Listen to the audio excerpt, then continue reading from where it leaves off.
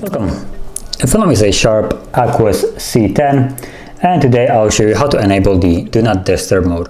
So to get started, all you need to do at the simple side is just pull down the notification panel and you have the toggle right here.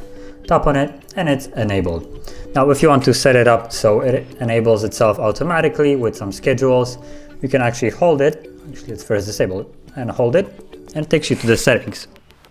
So from here, you will see right here a couple of the ones that come preloaded, which have weeknight, weekend, and event.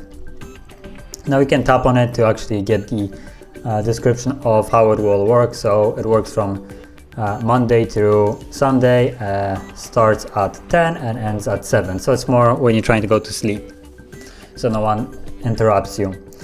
And you can tap on each one of them and figure it out. Or you can tap on add more and create your own. So you could tap on here, you can type in any kind of name that you wish, so whatever, it doesn't need to be anything specific, just something that you will recognize.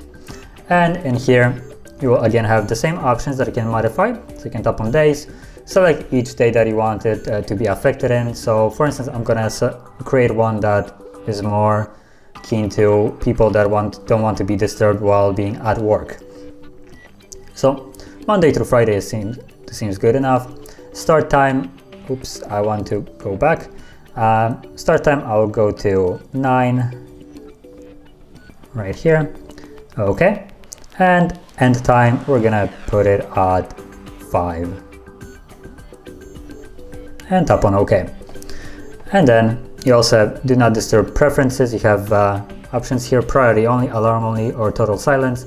Now the two bottom ones are, well, self-explanatory. Only alarms will be able to interrupt you, or nothing literally will basically make a sound from a device. And priority only is a little bit of a more customizable option. So you could select priority only, and then you also have the option that alarm can override end time. You can choose that on or off, doesn't really matter, to at least it's however you like it. And now let's go back and let's go to the priority only allows, and here you have the options that you can set once you have chosen it in the setup there. So from here, messages and calls are the primary two candidates that you want to mess around with. Once you tap on either one of them, you'll have the same options. So messages, this is what it allows, so you can have messages from anybody, which defeats the purpose of this. From contacts only, so anybody that is on your contact list can reach you, even though you have Do Not Disturb mode, which also seems a little bit counterintuitive, like that it defeats the purpose of it in my opinion. And then you have the ones that I would deem worthy, which is the from shared contacts only, which is a way of saying from your favorite contacts, or none. So those would be the two ones that I would be concerned about. So you could choose from shared contacts, and now only your favorite contacts will be able to call you while you have the Do Not Disturb mode. So, or actually this is message. Call is a separate one, which you can set it as well the same way. So if there is some emergency from your favorite contact, you'll be actually able to know it, and they will be able to reach you. And then you have repeat callers, so it will basically block someone, I think, after for 15 minutes once they call. If the same person calls a second time within 15-minute period, allow it. So this is more of an allow.